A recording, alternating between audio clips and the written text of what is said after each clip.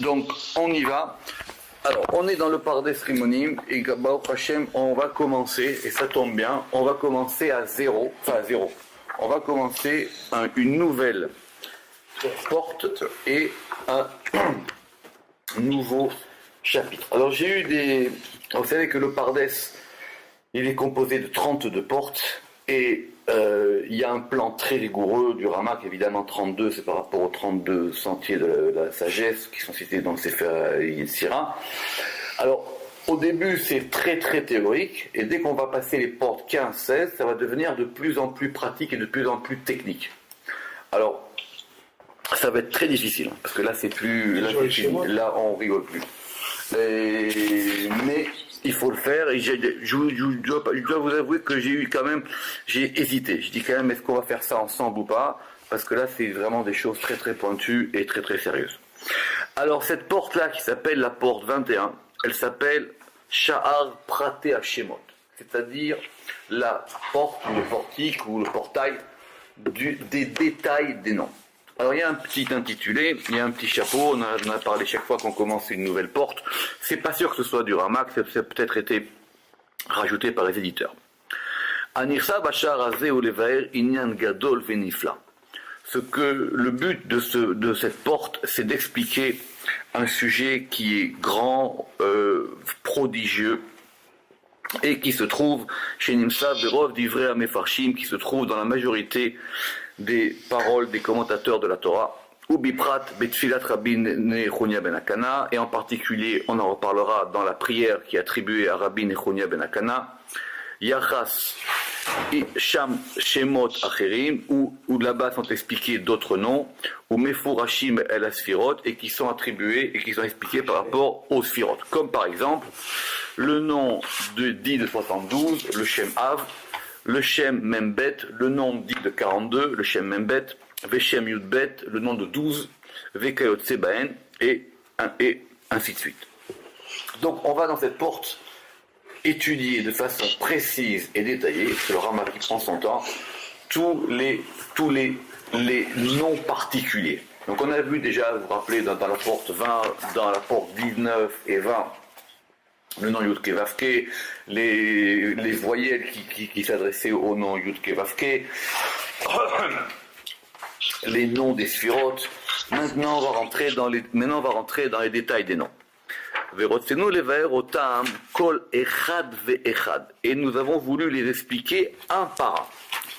Motseav, ça veut dire d'où ils proviennent, Vetechunato, et ce qu'ils contiennent, les Kol Asher Tasig Yadenu, et tout effectivement en fonction de notre appréhension de ce que nous pouvons appréhender, évidemment, Limso Baen Mishidi Berbaem Ben Rav Lemeat, et pour pouvoir trouver quels sont les commentateurs qui ont parlé de ces noms, soit beaucoup, ou soit de façon pas beaucoup. Parce qu'effectivement, tous ces noms-là, ils ne sont pas forcément tous expliqués. Alors des fois, on les cite, et on verra à propos du Shem Av, ça c'est vraiment très bien expliqué dans le Zohar, mais le Shem Membet c'est beaucoup plus compliqué, et le nom de 12 lettres c'est encore plus compliqué.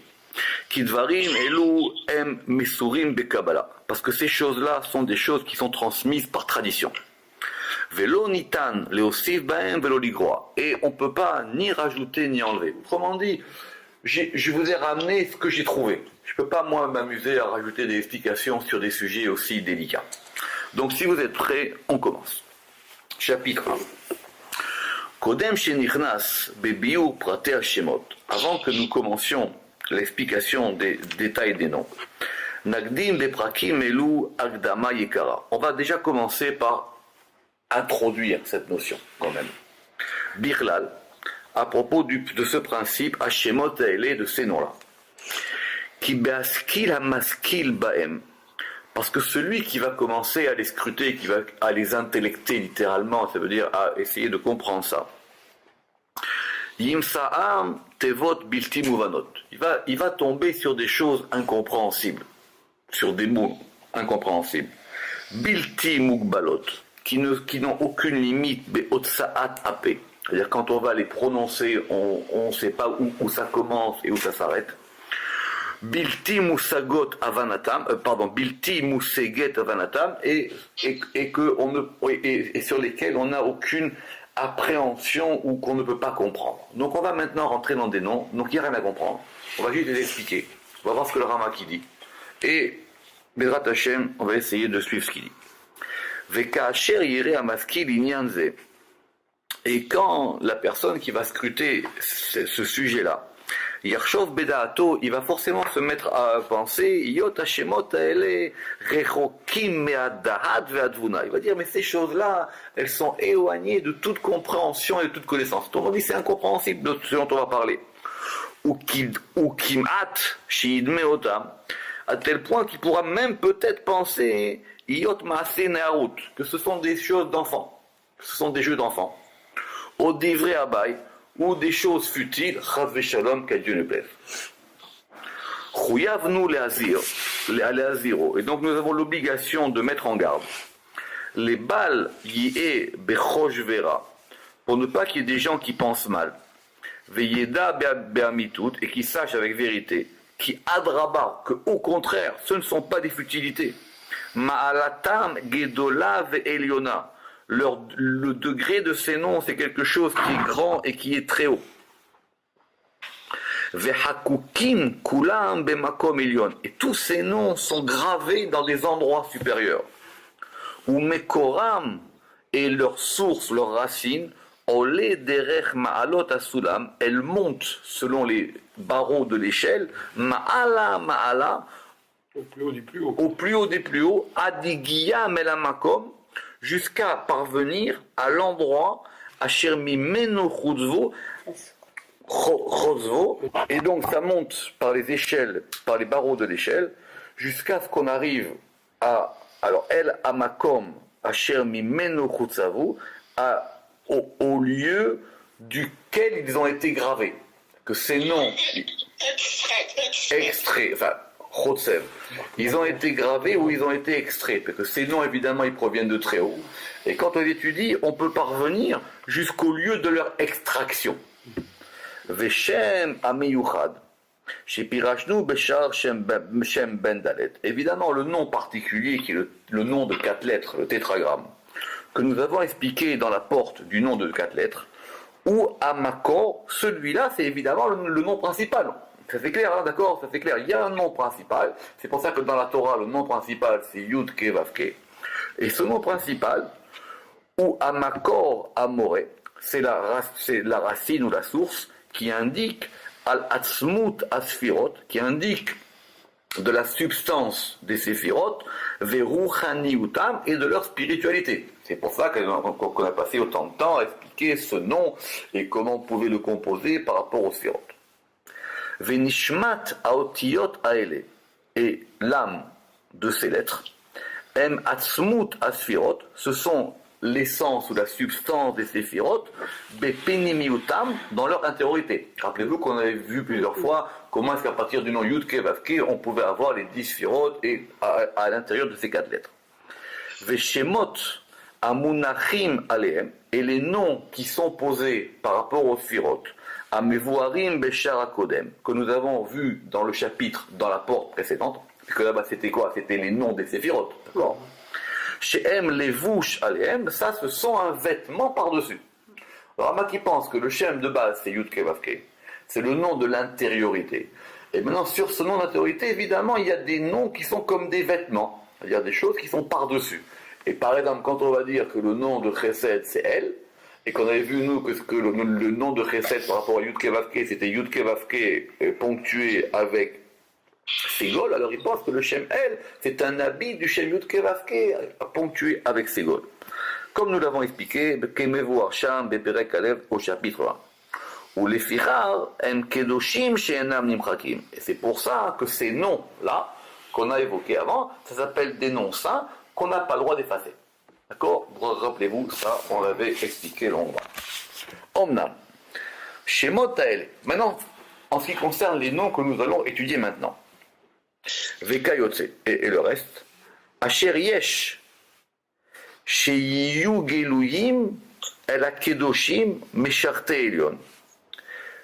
Qui sont des noms qui ont été dévoilés aux gens saints, qui sont les serviteurs du monde, enfin, les serviteurs supérieurs, Anevim, les prophètes,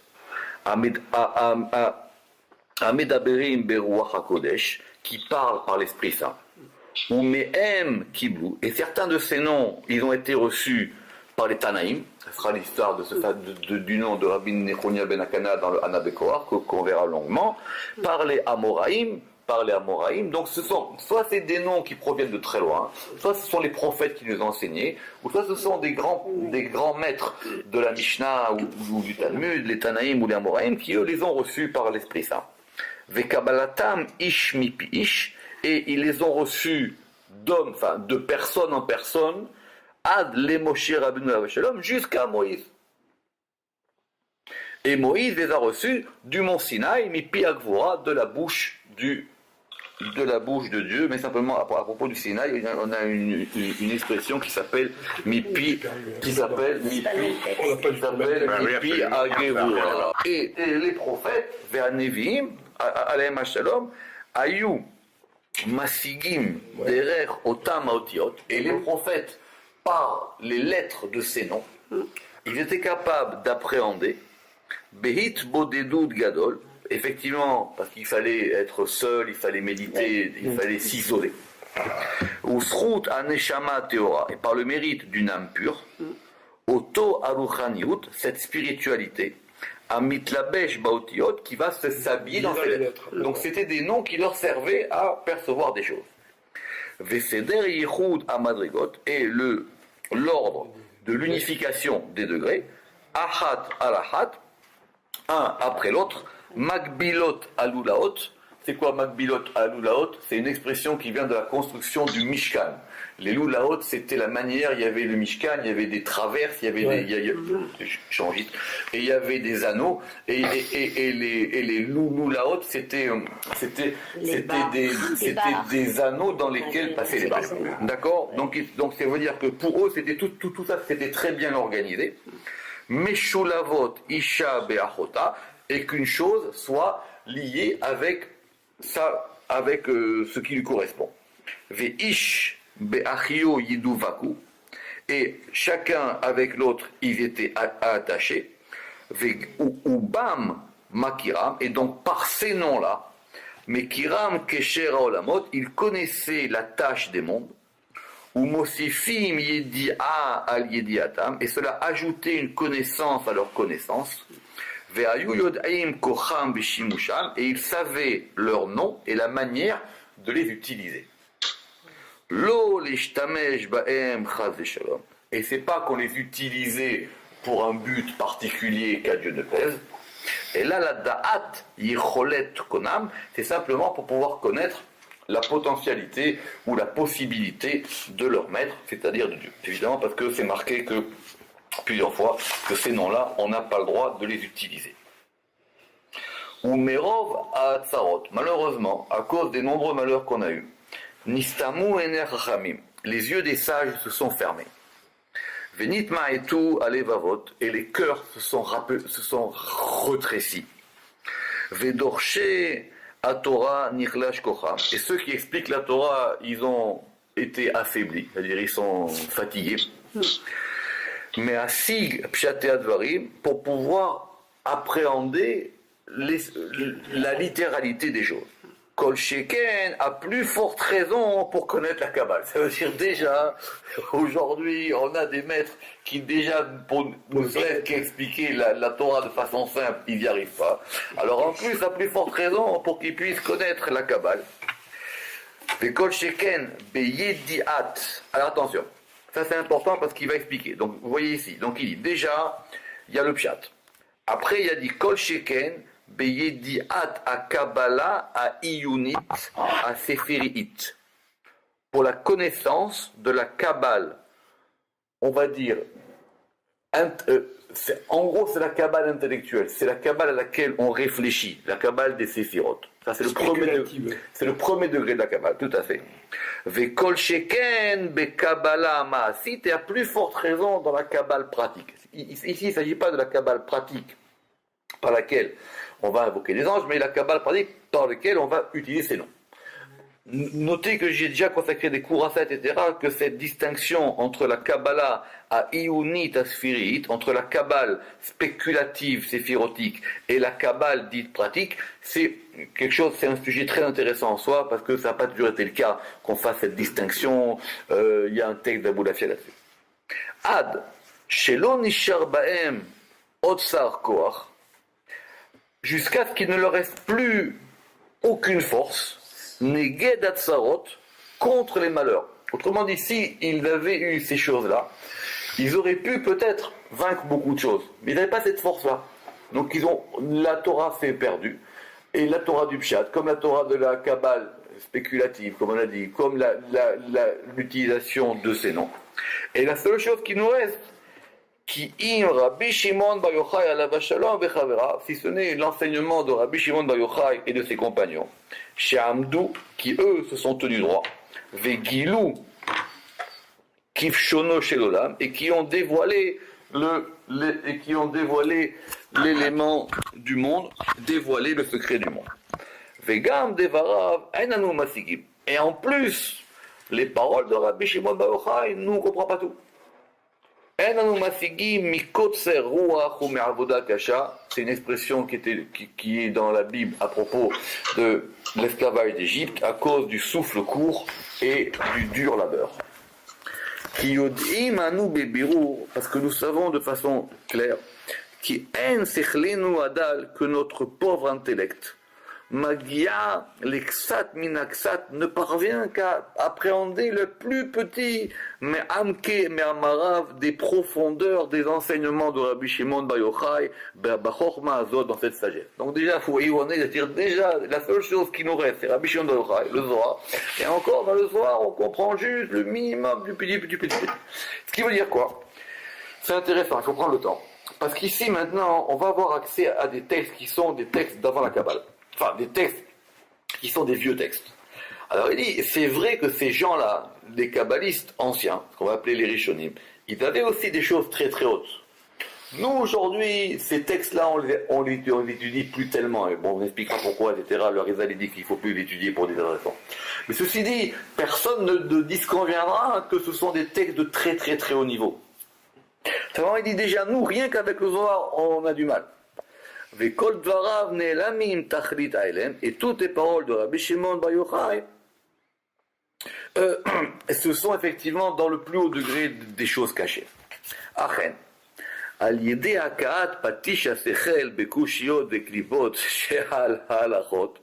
Mais simplement, à force de taper avec le marteau de l'esprit, dans toutes ces difficultés et dans toutes ces écorces qui sont sur les halachot, Yatsalanu or me'arubot dakot kezdike amachat, sort pour nous une lumière fine comme le zdike amachat, comme le chat d'une aiguille, on pourrait dire.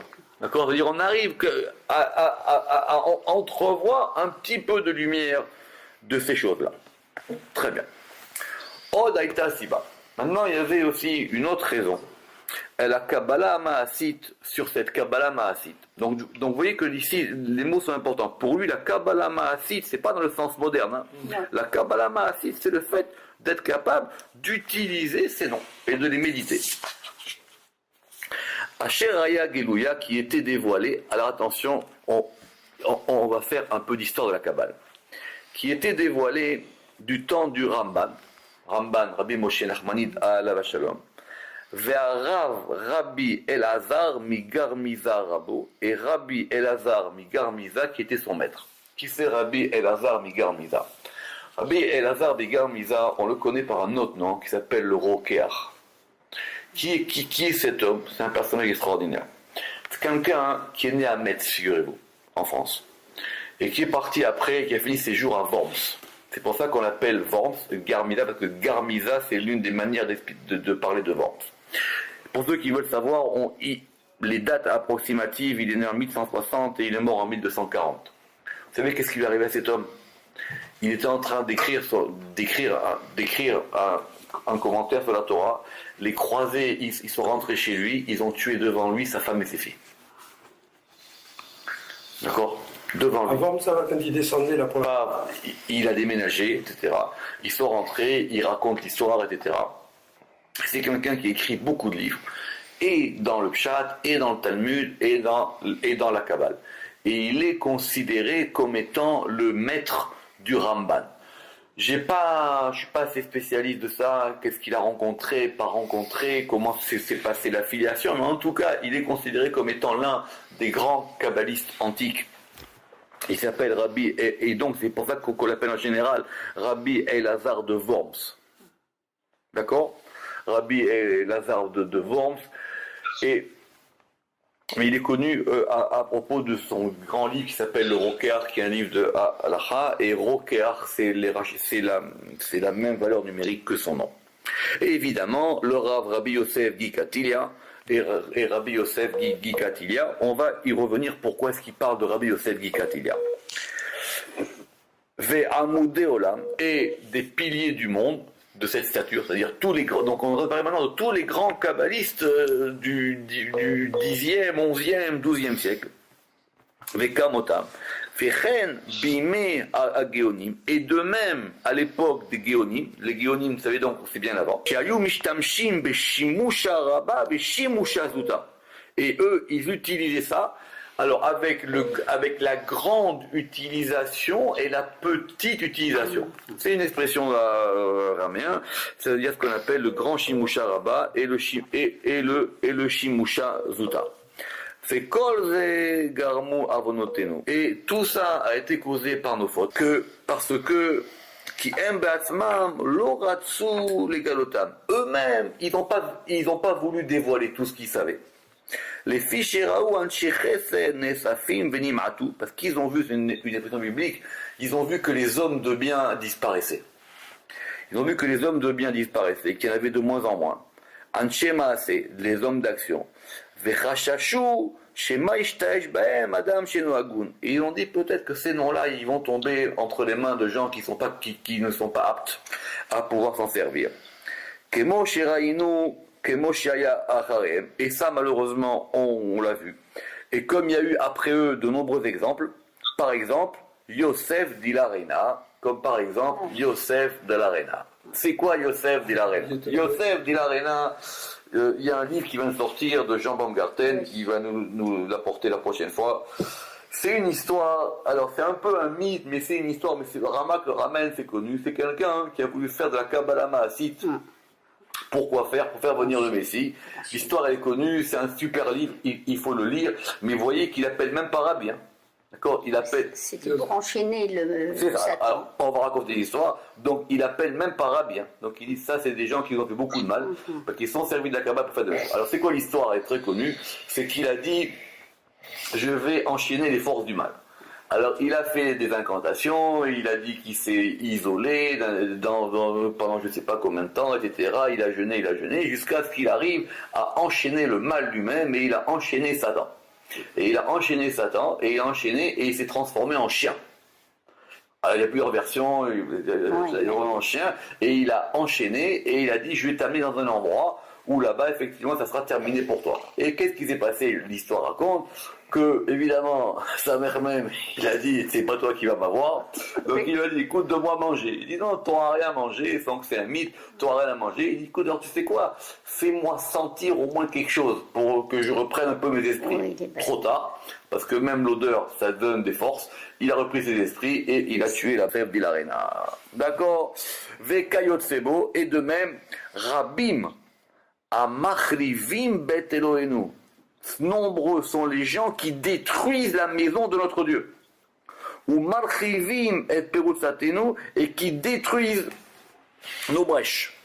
Donc ces gens-là nous ont fait beaucoup de mal. Ou les Ta'amze lo narkor achar shimushi hashemot. Et c'est la raison pour laquelle nous n'allons pas investiguer sur la manière d'utiliser ces noms. Im et yotam nimsaim besifrei akalmonim, bien que l'utilisation de ces noms se trouve dans les livres des anciens. Zulat, et nous ne ferons que les expliquer. Zulat bebiuram mima sheyoil elayun, à ce qui nous servira à notre compréhension. C'est très important ce qu'il dit là. Il dit effectivement, ces noms-là, ils sont anciens. On n'a pas tout. On pourrait les utiliser et c'est indiqué comment on peut les utiliser. Mais comme ça fait beaucoup de mal, etc., qu'on ne va pas jouer à ça, nous, simplement, nous allons les expliquer. D'accord? Alors, maintenant, rentrons dans le sujet. Umima Sheraou Iladat. Alors maintenant, ce qu'il faut savoir. On va maintenant voir des principes généraux. Ki kol haotiyot em teluyim beshem ben dalet. Déjà, toutes les lettres, elles dépendent du tétragramme. D'accord? Par exemple, vous savez qu'il y a d'ailleurs, il va l'expliquer, qu'on pourrait faire tout l'alphabet avec simplement Yud et Vav. Oui. D'accord? Chez Kimat, Ksat haotiyot, Kanu metziot domelo. Parce qu'il y a très peu de lettres qui ont acquis une réalité qui lui ressemble. Comme par exemple, le Aleph, on pourra le considérer qu'il est de 2 Yud et un Vav. Et quand on a le Aleph qui fait 2 Yud et un Vav, Yud et Yud, 10 et 10, 20, et un Vav, 6, ça fait 26. Et ça revient, Kémispar Hachem, comme le compte numérique du nom divin. Par exemple, et de même le Lamed, Chen Lamed, le Lamed, on peut l'écrire comme étant un Kaf et un Vav. Et donc, et de même le Tet. Et de même le Kouf. Donc on peut ramener toutes ces lettres par rapport au Shem Yud Ke Vav Ke. C'est-à-dire que quand on dit que le Lamed, il est fait comme étant un Kaf et un Vav, alors le Kaf aussi, il faudra considérer comment est-ce qu'il est fait. Parce que s'il veut tout ramener par rapport au nom de 4 lettres, il n'y a pas de Kaf dans le Shem Yud Ke Vav Ke. Ok. Ve'elze Aïnyan. Et alors, par rapport à ce sujet-là, Yirmoz Tziruf Alphabetot Im Shem Ben Dalet. Ve'tziruf Anikud Le'achzir Advarim El Mekoram ou Le'ashpia Alehem Me'amakor Ha'elyon. Alors on va relire ça doucement, parce que c'est le sujet de ce chapitre ici. Alors, le nom principal, c'est le nom Yud Ke Vav Ke. Très bien. Les lettres sont les lettres principales de Yud Ke Vav Ke. On a vu dans Abou Lafia qui considère que Yud Ke Vav Ke, c'est vrai que les lettres elles se divisent en radicales et en ferventes entre Shimoshim et Avadim.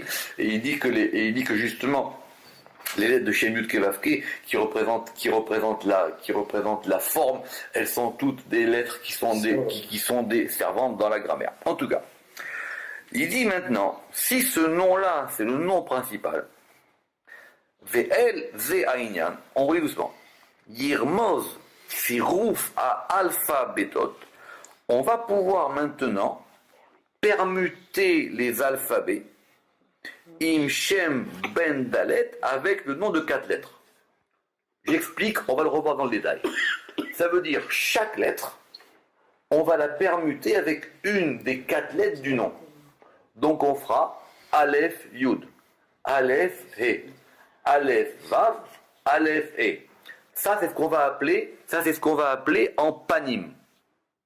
C'est-à-dire quoi en panim? Ça veut dire qu'on met en face la lettre dans laquelle on commence. Et si on le fait en acho, si on le fait en inverse, on fera Yud Aleph. D'accord? Ça, c'est très important parce que c'est ce qu'on va voir aujourd'hui, peut-être la prochaine fois, parce que c'est effectivement un peu long. On va voir ça comme ça. Donc je reprends. C'est important. Ve'el ze'inyan yirmoz tziruf alphabetot im shem ben dalet ve'tziruf anikud, et de même on va aussi permuter les points voyelles. Les arzir advarim el mekoram, pour pouvoir ramener les choses à leurs racines, ou les hashpia alehem, et pour pouvoir influer sur elles, mais à makor aelion, de la source supérieure. Pourquoi est-ce qu'il dit les arzir advarim el mekoram? Pourquoi il dit pour ramener les choses vers leurs racines? C'est un principe de base, on a vu déjà dans le Pardes beaucoup plus haut, quand il a parlé là-bas des principes de la permutation. Si vous avez un mot de 3 lettres, d'accord? Prenons un mot de 3 lettres, maintenant on va faire des choses sérieuses. Donc, prenez par exemple un nom Shaddai, d'accord? Si je permute Shaddai, je vais mettre en place toutes les façons d'écrire ce mot. D'accord, très bien. Donc on va avoir Shin, Dalet, Yud. Shin, Yud, Dalet. Si je commence par Shin. Après Dalet, Dalet, Shin, Yud, Dalet, Dalet, Yud, Shin. Si je fais sur Yud, je vais avoir Yud, Shin, Dalet, Yud, Dalet, Yud, Yud, Yud, Dalet, Shin. Très bien. Qu'est-ce qui se passe quand je fais ça? Je vais faire sortir toutes les forces qu'il y a dans ce mot. Puisqu'à chaque fois, le mot, je vais le restructurer. D'ailleurs, c'est ça l'étymologie du mot tsirouf. C'est quoi tsirouf? C'est qu'on va c'est fondre. C'est comme un orfèvre, il prend une bague, et ben avec le poids et exactement ce qu'il y a dans la bague, il va faire une autre bague. Mais il a simplement utilisé le matériel de la bague qu'il a. D'accord? Très bien. Donc ça veut dire qu'à chaque fois, je restructure les forces du nom. Mais, donc, en faisant la permutation de tout ça, je vais avoir toutes les potentialités du nom. Mais ça permet quoi? Parce qu'au bout d'un moment, en fonction du nombre de lettres, je ne pourrais pas aller plus loin. Un nom de 3 lettres, je ne peux pas avoir 50 permutations.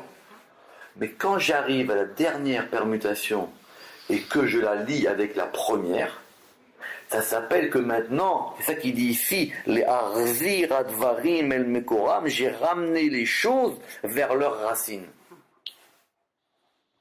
C'est pas une opération mathématique. Un nom de 3 lettres, il peut avoir qu'un nombre limité de permutations parce que sa racine elle-même est comme ça. Ça, il avait déjà expliqué dans le Pardes, mais ça permet les hashpia alehem et amakor aelion de pouvoir influer sur ces lettres ou sur ces permutations quelque chose qui vient de la racine même de ce nom qui vient d'en haut. Ou les yot qui advarim aruchanim, et puisque les choses spirituelles ve'achotim ve'ashelaviot, et donc les fils de ces lettres, ve'ashelaviot et les flammes, yitralaku, ça va se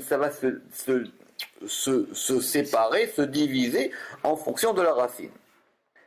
Veze yore a nikud, et c'est ça qu'on va avoir par la ponctuation, comme cela sera, comme nous l'avons expliqué, vous vous rappelez, dans la porte, dans Shar Shem Ben Dalet, au chapitre 4, quand on avait commencé à mettre sur le Shem Yudke Vavke des points voyelles différents, on voyait bien que ça changeait quelque chose à l'intérieur de ça. Bien que là-bas, on avait fait simplement de la ponctuation simple, puisqu'on avait à chaque fois attribué aux 4 lettres le même point voyelle. Velachen Yuchrach. Alors maintenant, c'est pour ça, qu'est-ce qu'on va faire? Yistaref Ot Shem, qu'on va prendre une lettre du nom, Im Ot Alpha Beta, avec une lettre de l'alphabet. Comme je vous ai dit, on commence simplement, on prend Aleph, Yud, Veshtem, et donc on va avoir quoi? On va avoir 2 lettres. Et ces 2-là, Im kol anekudim asher yochlun, et on va mettre ça avec tous les points voyelles qui pourront. Alors, asher yecholun seet, c'est-à-dire qu'on pourra supporter. Liot rumzim el kol amekorot, pour pouvoir que ce soit une allusion à toutes les sources pratiim particulières, veklalim et générales, liotam nishpaim mais amakor elion, pour qu'ils soient influés de la racine supérieure. Autrement dit, déjà, reprenons, il faut prendre notre temps. On a dit, la base, c'est le nom Yudke Vavke. Ça, c'est le nom principal, et donc ce sont les lettres les plus importantes. Maintenant, on va associer ces 4 lettres aux lettres de l'alphabet. On commence, ça va être l'exemple qu'on va voir si tu veux, on commence Aleph Yud. Très bien. On a dit Aleph Yud, c'est quand c'est à l'endroit, et Yud Aleph, c'est quand c'est à l'envers. Pourquoi ça s'appelle à l'endroit? Parce que je commence par ma lettre de l'alphabet, et à cette lettre de l'alphabet, je vais associer la première lettre du nom du tétragramme. Pourquoi Yud Aleph, c'est à l'envers? Parce que justement, je commence par la lettre du tétragramme à laquelle j'associe le Aleph. Très bien. Et maintenant, une fois que j'ai ça, je vais commencer, Kaviachol, à éclairer ces lettres. Comment je les éclaire? En leur donnant des ponctuations. Et maintenant, je vais faire circuler et les lettres et les ponctuations. D'accord? Ou bederer tsirufam nichleku amekubalim. Évidemment, de la manière dont on va permuter ça, les kabbalistes ne sont pas tous d'accord. Alors on y va. C'était étonnant. Alors attention, on va prendre le temps, on va voir ça, et on va terminer avec ça aujourd'hui, parce que déjà c'était beaucoup. Ksatam loratsu legalgel tsirufo. Certains, ou plutôt quelques-uns, n'ont pas voulu legalgel tsirufo, ils n'ont pas voulu faire tourner la permutation. Et là, aliédé hamesh tenuot amifta, si ce n'est par les 5 mouvements de la prononciation qui sont notarikun. Alors attention, on va prendre notre temps. Le notarikun, vous savez ce que c'est le notarikun? Ça vient de quoi? Ça vient de notaire, ça vient du fait de noter. C'est un mot d'origine grecque.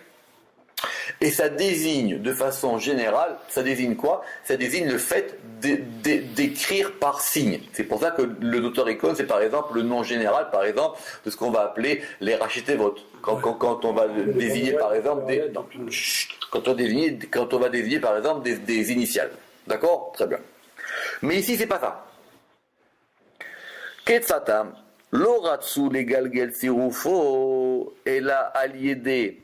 Hamisha tenuot amifta. Ils n'ont voulu faire tourner ces permutations que par les 5 mouvements qu'on trouve dans le mot notarikon, c'est-à-dire le cholem, le kametz, le tséré, le chirik et le cholam. Non, le chouret. On va voir après comment est-ce qu'on l'appelle, ou en tout cas le vav ponctué qui est considéré ici. ואם כן, יעלה צירופו בכל אות ואות, כף תיבות וכף תיבות אחור. Et si c'est comme ça, alors on aura 25 mots pour désigner le côté droit et 25 mots pour désigner le côté inversé. Ça veut dire que on va limiter les permutations par rapport à ces 5 voyelles.